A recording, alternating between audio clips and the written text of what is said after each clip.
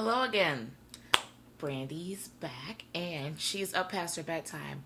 I initially wanted to do a video today of building my habit loop to start getting myself into bed on time. So I wanted to walk you through all of the triggers and the rewards and the motivations and the closers. There's a whole process to creating new habits. I want to walk you through that, but I realized in building that, I would prolong the amount of time I am up late for bed. So I'm going to actually do that at a different point. You'll also have to excuse my voice. I did karaoke today, which I don't normally do ever, but went out on a limb today and really enjoyed the experience. And because I can't sing, I screamed the entire time at karaoke, so lose my voice a little bit.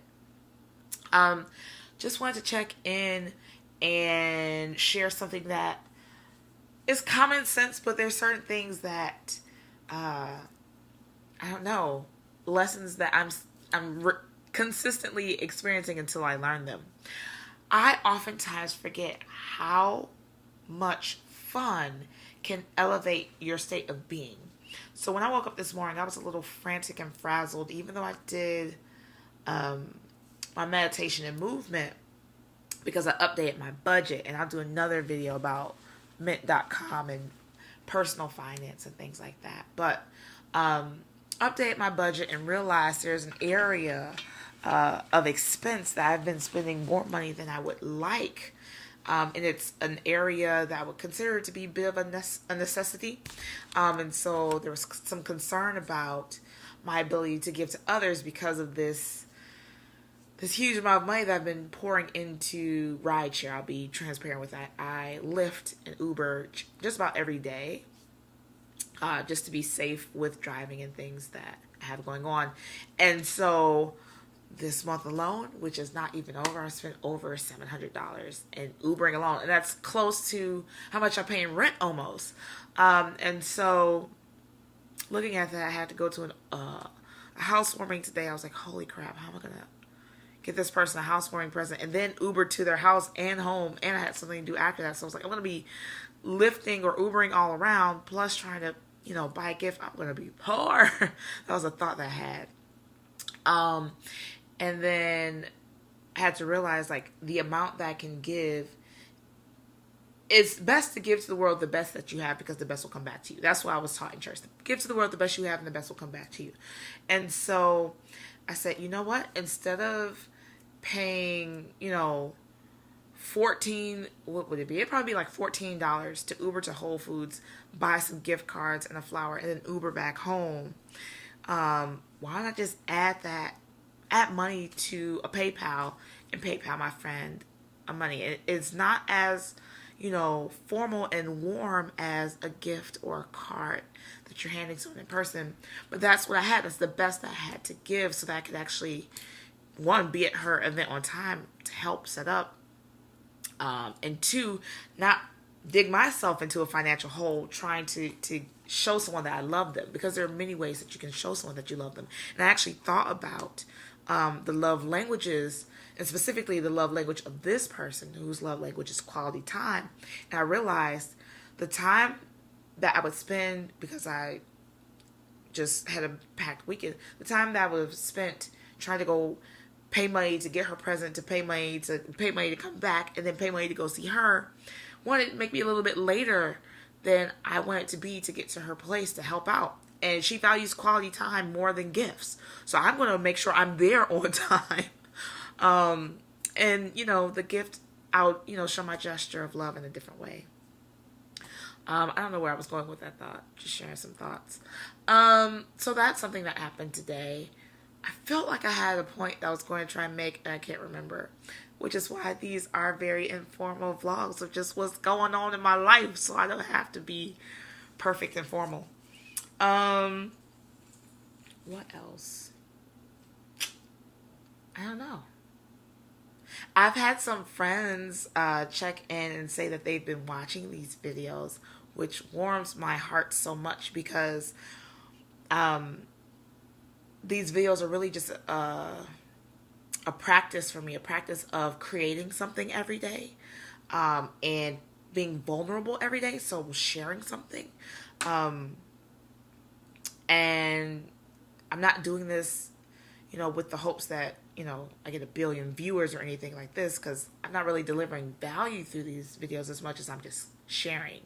But I love that my friends are tuning in and also letting me know that they're appreciating videos or that they're inspiring them. So thank you for watching these, if you're watching this. And if there's something specific you want me to talk about or cover, or if you have a question, feel free to send it my way.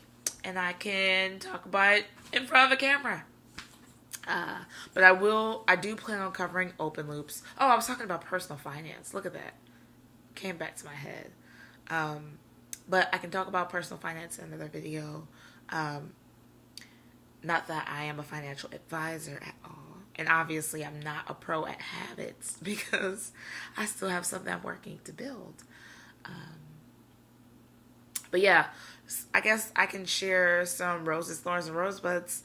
For those of you who aren't familiar with roses, thorns, and rosebuds, roses are things that are going great in life. Thorns are things that are sort of challenging, some adversities. And rosebuds are things you're looking forward to. So for me, roses, Ariel is a huge rose in my life. I love physical movement that is challenging yet fun. I did a drop-in class today with a friend for her birthday after the housewarming I went to today. And I loved it. I loved it. I feel empowered and strong in my body. This body that I used to think was weak and frail and feeble and sickly. I am in love with the fact that I feel strong and capable and fun and adventurous when I'm in aerial class. So that is a huge rose in my life. Another rose is getting to see so many of my loved ones today. Did I see the whole sister clique? I call my friends my heaven sisters, and I think I saw all of them today. Yeah. Which is, well, except for May, who is in Bali right now. So I saw her this week, though. We did a video chat. So all of my sisters this week, which is amazing. Specifically today, I saw just about everybody today. Yeah. And karaoke was amazing. That was a huge rose. Trying something a little different, because like I said, I typically do not do karaoke. Thorn. I didn't eat super clean today. I know I talk a lot about food, but it's important. And while I did avoid dairy, so pat on the back for that. Or for the most part, like I didn't eat straight up cheese or sour cream or anything. There was a taco bar at this housewarming. I did eat a lot of sugar. Holy crap. I had like beet sugar gummies or something. They're like healthy gummies. I ate a lot of healthy gummies. And some cake, which was not gluten-free. But, I had some salad with chicken. But overall, I don't have the groceries necessary in my refrigerator to make smoothies tomorrow. So I'm like, holy crap, I need to cut this. I know what ends the bad behavior of eating bad, and it is truly starting my day with a smoothie and packing a salad for lunch. If I do those two things alone, I am golden for the rest of the day. Because what I found in my experience is when you make, in any area of life, when you make one good decision early on, it's easier to continuously make good decisions. If you start with a bad decision during the day, it's easier for you to be like, well, I already ate crap, or well, I already procrastinated, or well, I already didn't do XYZ, so I've already filled the day essentially, so it's easier to fall off. So I notice when I start off with a healthy foot, I stay on a healthy foot. When I start off, being positive, the day stays positive. When I start off, just giving attention to Donovan and being loving to him, I stay loving throughout the day. So I don't want to wish on tomorrow that it will be an unhealthy day, but I know I'm going to have to do some MacGyvering to figure out how to make tomorrow a healthier day. So that's a thorn. Another thorn is this recurring feeling. It's not consistent, but a recurring feeling that I need to figure out a business if I want to be a self-sustaining stay-at-home mother for the first year of my children's lives. I'm not pregnant. I'm not even working to getting pregnant right now, but it is still such a huge goal of mine to be a stay-at-home mother. that there's this internal pressure of like, okay, figure out how you can make enough money to be able to stay at home, or build a business that you can run at home. It's like, okay, but at what point in my timeline, like, I don't want to leave my job. I like my job, but then I also want to have this goal met. And it's just like, there's a lot of, like, when I start to think about that goal, it's just like, that's my hugest goal, but it's also overwhelming to think about. So that's a thorn, just the whirlwind of that. One other thorn is a tinier thorn, but it is still something I feel poking me in my side. So I realize I am not as spiritually connected as I was in prior years or prior times. There were points where I felt more grounded and more aware, and I had a stronger ability to separate self from ego, or my true self, my essence from my ego, or the problems and thoughts of the ego from reality. And now I'm finding that it takes a little bit more time to be in that space. And the amount of time that I'm dedicating to mindfulness daily currently is not sufficient for getting me back to that space that I once was, the space I was once in. So I recognize that I want to do some work with spiritual connectedness and getting back into self and alignment and all that. But it's not a huge thorn. It's just like a tiny thorn. And then Rosebuds, things I'm looking forward to. My little sister is graduating from high school, and she is gorgeous. I'm so proud of her. She's so smart and hilarious. And though she likes self-deprecation a lot, I think she's a tremendous human being. And so I'm really excited to, one, visit Atlanta and get out of Detroit for a little bit, get in some sun and celebrate her. And two, just be around family. I am also looking forward to some of the work that I'm doing at the She Hive, which is empowerment space for women in Ferndale. Is a place for women to become and belong. So we do personal development, and we also do community building work and workshops. And I am a key holder for the space and a board member and a facilitator there. And I'm really excited for some of the things coming to that space and some of the classes that we're working on building out. So excited to do that, because I really feel that when I'm teaching or facilitating, I'm learning and growing. And so I like to be in that space more often than not. So yeah, that's what's going on in my life, just in a nutshell. Wonder what I can give you before I go that could be nourishing mind, body, or soul. I watched a video yesterday with one of my favorite human beings who I've never met, Mama O. She just needs to go ahead and run for president. I will vote for you, Oprah.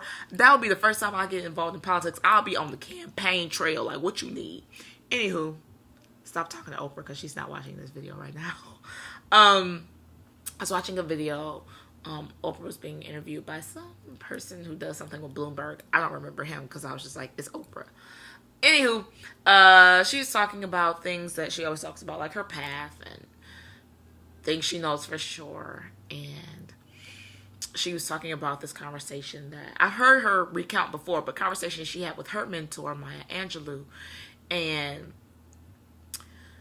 Oprah was talking about when she opened the school, how that was her legacy. Like, oh, my legacy, this is my legacy. And Maya Angelou Maya Angelou replied to her saying, you have no idea what your legacy will be. Like, your legacy is every person you've ever talked to, every person who's ever seen your show, every person who, you've interviewed, every person who's watched your show and decided to leave an abusive relationship or change your eating habits or whatever it is. Like, that's your legacy. All the people you touched. And that's something you build daily. It's not like this one thing that's your legacy. And I was glad, because I've heard that before. I've seen Oprah actually say that before in a different interview. But again, the universe sends things to you over and over until you learn them. And that was really impactful to hear again, because I realized I've been thinking about needing to build this thing or have this thing that I create or do or deliver to the world to be my mark on this place. But I realized I've been so concerned with that I've not been diligent in my daily legacy. So, as a small example, there was a point where every day, when I would get into my lift, I would sit in the front seat and see how I can engage with the driver, show them some form of appreciation or gratitude, and connect with them on a human level. That was something that I was very conscious of doing every day. Like, how do I show this person who's doing me a service that I am grateful for them and that they are seen? And for the past few months, I've been sitting in the back trying to read personal growth things or check emails or do things like I gotta fill every little void of time with productivity and empowerment and growth so I can build my legacy. But here's an opportunity with another human being that I'm neglecting in this pursuit of legacy. And there are a lot of different ways that I've been doing that. I know at one point when philanthropy was a huge goal of mine, instead of focusing on like I need to earn money and become a philanthropist, I was like, what are daily ways I can contribute to others? And this is outside of that Bestow app that uses my spare change to donate to nonprofits. I meant like human interactions. If I don't have $1 to give to someone, can I hug them? Or can I ask them about their life? Like, there were times where I would legitimately, if there was a person who was experiencing homelessness or was down on their luck and asked me for something, if I didn't have money, I would stop and acknowledge them. I was like, is there something else that I can do for you? Can I give you a hug? Like, do you need resource? Like, I would just be more present with them. And that was my form of philanthropy. And I've fallen off of that in this pursuit of, like, gotta build this thing, gotta figure this out. And so it was very helpful for me to see that video with Oprah and, you know, recounting this experience with Maya Angelou about this legacy is something that you build daily, and it's every person you interact with, every person you touch. And that makes me think like, oh, I haven't been working on my legacy. I thought I was working on my legacy. What I was working on was like something else. My legacy are all of these daily interactions. So that person you didn't say hello to, that's part of your legacy. You know, the person you decide to say hello to, that's part of your legacy.